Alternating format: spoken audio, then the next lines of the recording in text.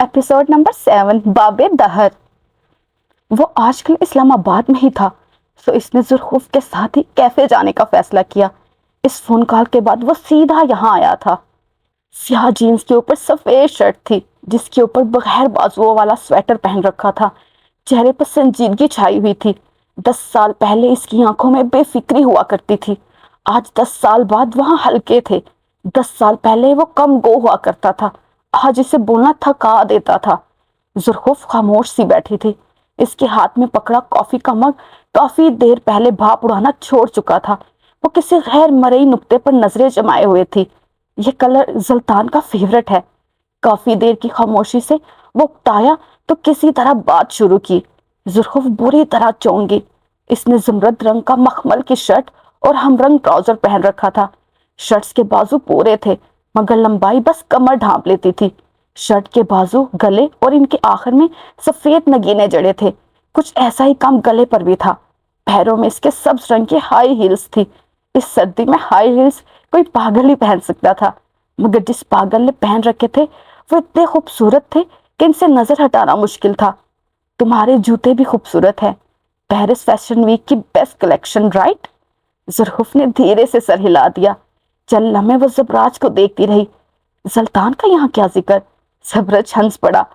Come on जी, अब तुम 18 साल की नहीं हो और ना मैं। तुम जानती हो ना, जल्तान तुम में इंटरेस्टेड था। तुम क्या कह रहे हो? मैं क्या कहूँ तुम्हें? इसकी रंगत फक हो गई थी। अदालत में जब वो बोलती थी तो लोग दम साध लेते थे। आज वो खुद सांस ना ले सकी। कोई जल्तान के हवाले से यूं इससे बास बरस करेगा, इसे अंदाजा नहीं था। जल्तान तुम्हें पसंद करता था? जबराज ने नरमी से इसकी मुश्किल आसान कर दी। करता है। कुछ वक्त कबल इसने तुम्हें प्रपोज करने का सोचा था, लेकिन तुम अपनी मम्मी के किसी दोस्त के बेटे में इंटरेस्टेड थी। मैं नहीं थी, वो बेसाख्ता कह उठी। हो सकता है, लेकिन तुम शायद जल्तान में भी इंटरेस्टेड नहीं थी, वरना तुम इससे पूछे बगैर लंदन में ना रुकती। और मुझे इससे क्यों पूछना था? वो ठंडे अंदाज में बोली। हाँ, मैंने मम्मी के लाइव प्रपोजल पे कोई नापसंदगी जाहिर नहीं की। इसका मतलब ये नहीं था कि मैं जल्तान को इनकार कर रही हूँ। लंदन में रहना पड़ना मेरा फैसला था। जल्तान अगर मुझसे आगे के प्लान्स पूछता तो इसमें खुद को टाप पे पाता। जबराज आज इसे देखे गया। 10 साल इन 4 लड़कों ने अपने दोस्त की तबाही का जिम्मेदार इसे ठहराया था। आज 10 साल बाद वो खुद को बड़ी जिम्मा कर रही थी। और क्या कमाल कर रही थी। कुछ अरसे पहले मेरी दोबारा मंगनी हो गई। इससे पहले भी वो कभी मेरे लिए नहीं आया। वो आया था, मगर तुम्हारे अब्बा ने तुम्हारा रिश्ता कहीं कर दिया था। तो अब्बा ने रिश्ता किया था ना, मैंने तो पसंद नहीं किया था। अगर जल्तान सफदर मुझे मेरी मंगनी के दिन भी प्रपोज करता तो मैं ना नहीं कहती। वो सांस लेने को रुकी। सच ये है कि सुल्तान सफ्दर की अना इतनी ऊंची है कि इसने झुककर मेरी आंखों और दिल में अपना अक्स देखा ही नहीं। मुंह में सोने का चम्मच लेकर पैदा हुआ है वो। इसे लगता है हर चीज इसे बगैर कहीं मिल जानी चाहिए। मगर इसने कॉफी का कप मेज पर वापस रखा और इन्हें ठंडी नजरों से इसे देखा। अपने दोस्त को बताओ कि मोहब्बत बाप की मेरास नहीं होती, माँ के जहेज में मिला तर्क नहीं होती, जो बगैर कहे बिना किसी मेहनत के मिल जाए। इसका चेहरा सुर्ख हो गया था, मगर एक इश्तियाल सा था जो निकल गया। जबराज हनूज इसे देख रहा था। दोस्त हैं हम, अगर इसे कोई इशारा, कोई तासिर तुम दे देती तो क्या तुम्हारी अना छोटी हो जाती? मेरी मंगनी 3 साल पहले टूट गई और इन 3 सालों में वो मुझसे मिलने एक बार भी नहीं आया। मेरे बाबा मर गए, वो नहीं आया। एक टेक्स्ट की क्या औकात थी, इससे वो तक नहीं हुआ। इसका आखिरी मैसेज 1 साल पहले आया था। अपने चचा की वजह से वो मुझसे लड़ा, चीखा और एक सॉरी तक नहीं कहा। और तुम कहते हो इसके इस अंदाज के साथ मैं इसे कोई ग्रीन सिग्नल देती? शायद दे देती, लेकिन क्या है ना, अब हम 18 साल के नहीं रहे। वो इसके अल्फाज इससे ही लौटा रही थी, मगर वो बुरा नहीं मना रहा था, हैरान कुन। और शानदान, तुम दोनों के दरमियान जो सर जंग है, इससे कौन वाकिफ नहीं है? तुमने ढेरों ढेर लोगों के सामने कह दिया कि प्राइम शो करने वालों की बातों को सीरियस ना ले, इन बेचारों को बोलने के पैसे मिलते हैं। ये अल्फाज तुम अपने दोस्त के बारे में कैसे कह सकती हो? जुल्फ अपनी जगह से उठ खड़ी हुई। इसका चेहरा तिमतिमाने लगा था। वो अपने शो में बैठकर मेरा नाम लेकर कह रहा था कि मुझे सुल्तान के चचा के खिलाफ केस नहीं लेना चाहिए था क्योंकि वो बेकसूर है। और मैंने ये केस इसलिए लिया کیونکہ یہ مجھے سارے اسلام آباد کی نظروں میں لے آئے گا۔ یہ صحیح تھا؟ ہاں ظاہر ہے یہ صحیح ہوگا، کیونکہ تم تو اسی کا ساتھ دو گے، تم تو۔ یہ غلط تھا، وہ ایک دم اس کی بات کاٹ کر بولا۔ زرخوف ٹھہر گئی۔ یہ غلط تھا اور میں نے اسے غلط کہا، اس لیے وہ پچھلے 8 ماہ سے میرے ٹیکسٹ کا جواب نہیں دیتا۔ زرخوف نے کچھ کہنا چاہا، مگر اور یہ میں نے اس لیے نہیں کہا کیونکہ تم ایک لڑکی ہو، اس لیے کہا کیونکہ اب ہم 18 سال کے نہیں رہے۔ الفاظ تماچے کی صورت اس کے رخسار پر گھپ گئے، اس کے پیر یخ پڑ گئے۔ وجہ سردی نہیں تھی، وجہ جاننے کیا تھی؟ تم نے الزام دینا سیکھ لیا زرخوف۔ اگر باب دور کھول کر وقت میں پیچھے دیکھو تو تم اتنی وکٹم نہیں جتنی بن رہی ہو۔ تو تم کیوں آئے ہو یہاں؟ صاف صاف کہو، اب تم نہیں رہنا چاہتے دوست؟ وہ چیخ کر بولی۔ زبرات چند لمحے اس کی آنکھوں میں دیکھتا رہا۔ تمہیں لگتا ہے یہ کوئی میٹ اپ یا گیٹ ٹوگیدر ہے؟ آج ہر کوئی ایک باب بند کرنے آ رہا ہے، دوستی، اعتبار، وفا۔ اور وہ 2 قدم آگے آیا، سن ساکت کھڑی زرخوف کے سامنے آ کر رکا۔ اور شاید محبت کا بھی، آج بہت کچھ ہوگا، بہت کچھ۔ زرخوف ساکت رہ گئی، یعنی وہ عہد کرنے والی اکیلی نہیں تھی، یعنی خاندان ٹوٹنے والا تھا، یعنی سب ختم، دی اینڈ۔ وہ 5 لوگ دوہر کے ایک باپ کو بند کرنے والے تھے، ایک ایسا باپ جس کے پیچھے رنجش، خلش، کسک اور زدگی دفن تھی، مگر مدفن رازوں میں ایک جذبہ سازش کا بھی تھا جسے وہ 5 لوگ فراموش کر چکے تھے۔ باب دور کسی کے چاہ لینے سے بند نہیں ہو جاتے۔ 7 جنوری شام 7 بجے، کیفے ونگ چارم، باب دور کے کھلنے سے چند لمحے قبل۔ اسلام آباد کے مضافات میں ایک چھوٹا سا گاؤں روز گھر آباد ہے، چاروں اور پہاڑی سلسلہ، اور درمیان میں واقع یہ گاؤں لوگوں کے لیے جنت جیسا تھا، جہاں پہاڑ کی چوٹیاں برف سے سفید ہوتی ہیں۔ سبزارہ اس گاؤں کی امانت ہے، پہاڑوں سے گرتے چشموں کا شور کسی گیت جیسا ہے، اور جھیل کا شفاف پانی آنے والوں کو اپنے حصار میں جگڑ لیتا ہے۔ یہ چھوٹا سا گاؤں بہت ترقی یافتہ ہے کیونکہ یہاں سکائی ہائی ہوٹل ہے، پاکستان کا دوسرا خوبصورت اور عالیشان ہوٹل۔ کئی سال پہلے یہ ہوٹل وجود میں آیا تھا اور اسلام آباد مری آنے والے ہزاروں لوگ اس ہوٹل میں رکنا چاہتے تھے۔ وجہ صرف خوبصورتی اور شان و شوکت نہ تھی، یہ اسلام آباد اور مری کو جوڑتا تھا۔ سیاحوں کو مری اور اسلام آباد کے ہوٹلز میں جگہ پانے کے لیے اب خوار نہیں ہونا پڑتا تھا۔ اس کے علاوہ یہ گاؤں اور اس کا حسن دیکھنے کے لیے لوگ دور دور سے کھینچے چلے آتے تھے۔ غیر معمولی خوبصورتی کا حامل روزگار سیاحوں کی توجہ کھینچ لیتا تھا۔ کہانی کا مرکز اس وقت کیفے ونگ چارم ہے۔ اسکائی ہائی کے عقب میں اور پہاڑوں کے بالکل روبرو یہ کیفے قدیم طرز کی تھیم پر بنا تھا۔ بڑے بڑے پتھروں کی بنی کرسیاں اور ان کے اوپر جھونپڑی نما چھبے، میز بھی پتھر کو کاٹ کر ایک خوبصورت شکل میں ڈھال کر بنائی گئی تھی، اور لائے جانے والے برتن ایسے تھے جیسے کسی بادشاہ کے زیر استعمال رہے ہوں۔ ایک لمبی پتھر کی میز کے گرد اس وقت 2 لوگ بیٹھے تھے، زلطان صفدر اور حسن سلطان۔ وہ سب سے پہلے آئے تھے۔ زلطان جب سے آیا تھا بے مقصد موبائل پر انگلیاں چلا رہا تھا۔ حسن نے 2 بار اس سے بات کرنے کی کوشش کی تھی، مگر وہ مختصر جواب دیتا رہا۔ اسی پل کیفے کا داخلی دروازہ کھلا اور 2 لوگ ایک ساتھ اندر آئے۔ زلطان نے کسی احساس کے تحت نظر اٹھائی اور موبائل پر چلتی اس کی انگلیاں ساکت ہو گئی، آنکھیں ایک رخ پر جم گئی، اور دل اتنی زور سے دھڑکا کہ آواز میلوں تک گئی۔ وہ یک تک آنکھیں جھپکے بغیر اسے تک رہا تھا۔ وہ اس کی طرف آتے ہوئے مسکرا رہی تھی۔ سلطان مسکرا بھی نہ سکا، اس کے کانوں اور گلے میں سب زیرے تھے، مگر سلطان کے لیے اس کی آنکھوں کی چمک دنیا کی ساری چمک پر بھاری تھی۔ چھوٹے بال کر کر کے شانوں پہ ڈالے وہ بر اعتماد قدم اٹھا رہی تھی۔ وہ قریب آ کے رکی تو حسن اٹھ کھڑا ہوا۔ سلطان بھی سر جھٹکتے ہوئے اٹھا۔ الیک سلیک کے بعد وہ زمرد شرٹ کے اوپر پہنا سفید رنگ کا اوور کوٹ اتار کر اسے کرسی پر ٹانگ رہی تھی۔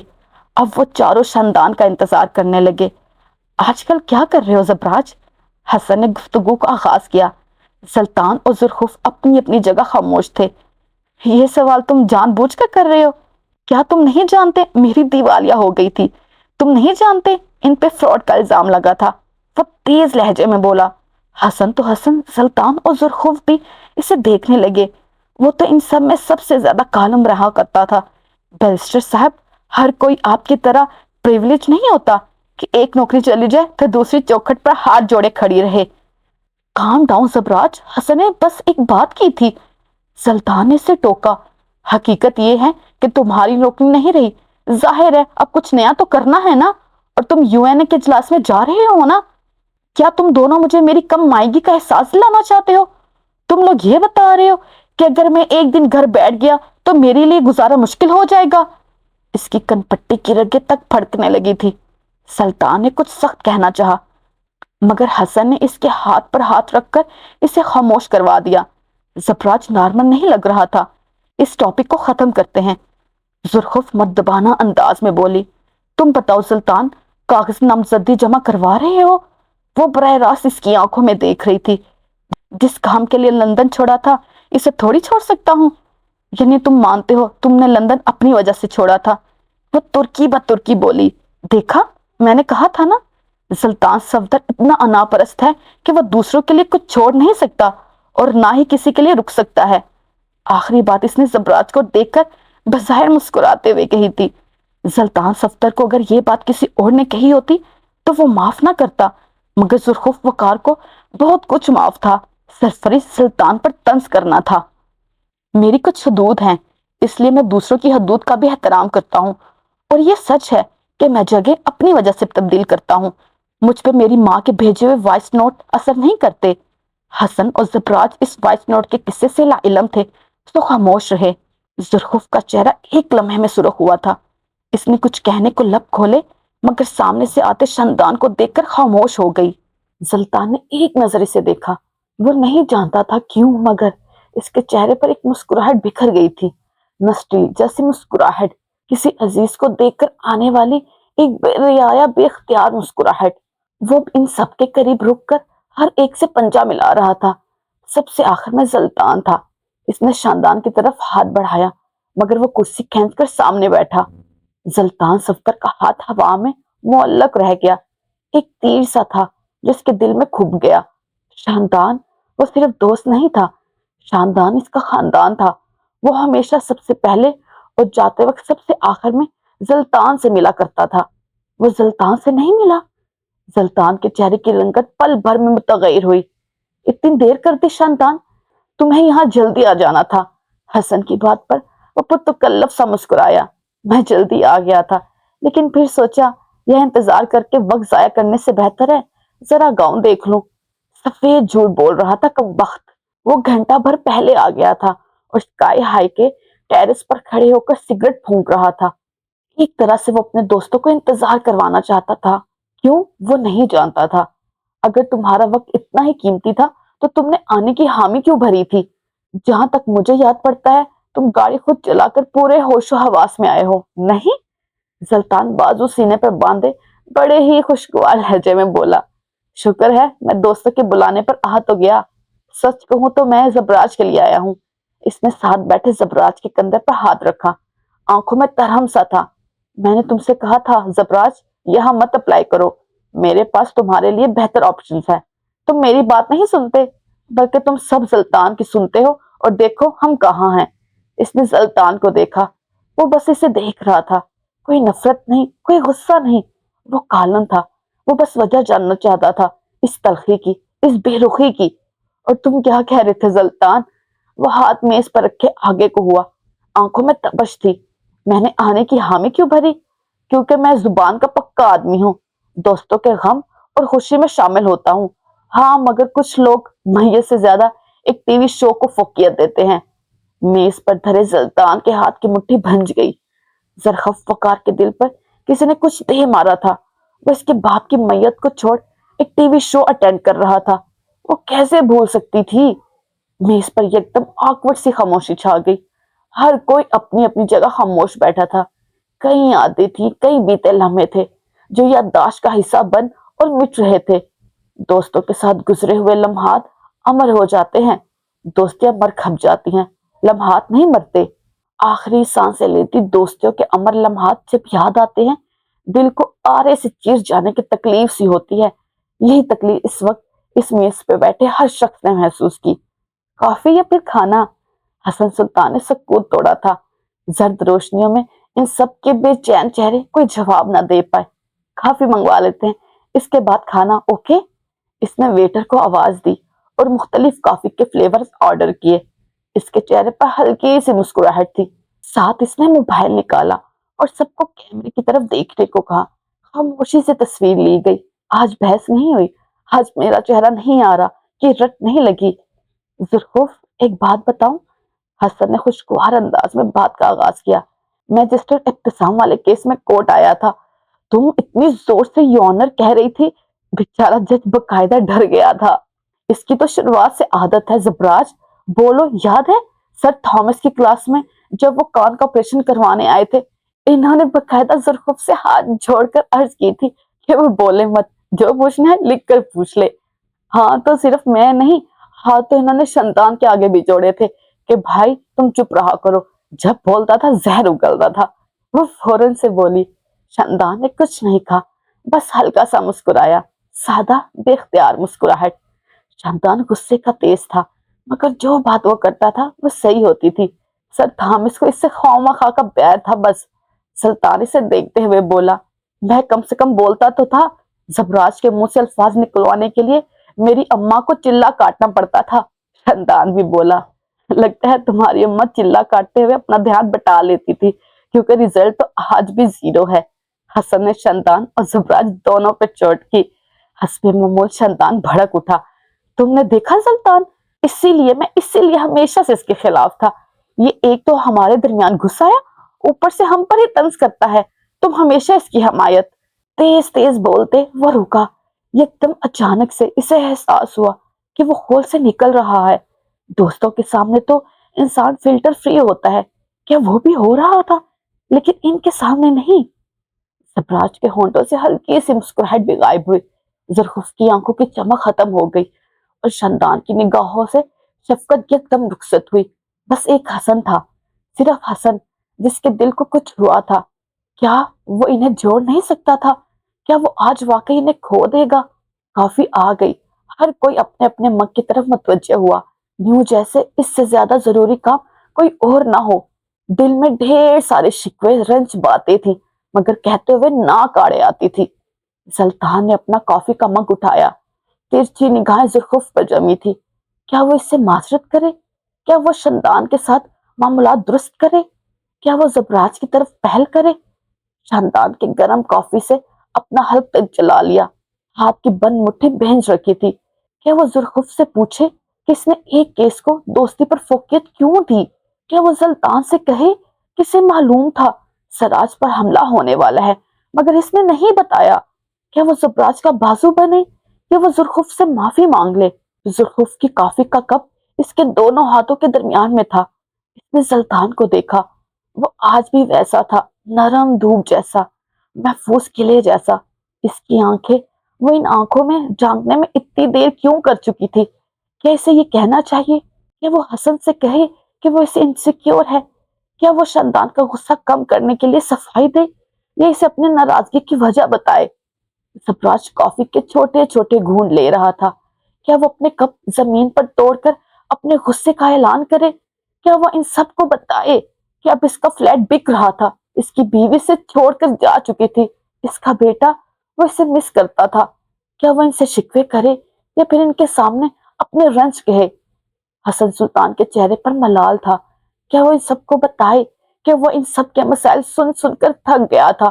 کیا وہ ان سے پوچھے کہ جب اسے 20 سڑک پر گولیاں ماری گئی تھی تو کوئی اس سے ملنے ہسپتال کیوں نہیں آیا؟ وہ کس سے کیا کیا کہتا؟ اب یہ دوستی نہیں چل سکتی تھی، اب بس مجھے کچھ کہنا ہے۔ حسن نے اپنا آدھ پیا مگ میز پر رکھا۔ مجھے بھی۔ سلطان شاید سراج صفدر کی بات مان چکا تھا۔ مجھے بھی۔ ذوالخوف نے ہار مان لی۔ شنتان اور زبراج نے بھی اپنے اپنے مگ میز پر رکھے۔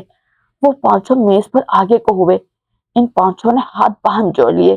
اگلے ہی پل ان پانچوں کی آنکھوں کے گرد اندھیرا چھا گیا، سارے کیفے میں گھپ اندھیرا۔ لوگ آوازیں دے رہے تھے، کوئی چیخ رہا تھا، کوئی موبائل کی ٹارچ آن کر رہا تھا۔ ان کے سر بیک وقت چکرانے لگے، اس اندھیرے میں وہ اٹھ کر بھاگنا چاہتے تھے، مگر ان پانچوں کے حواس معطل ہو رہے تھے، آنکھیں دھیرے دھیرے بند اور جسم سن۔ کسی نے ان پانچوں کے جسم میں کچھ نکیلا چبو دیا تھا، نیم غنودگی کی حالت میں شنتان اور زلطان نے محسوس کیا کوئی انہیں اٹھا کر گاڑی میں ڈال رہا تھا۔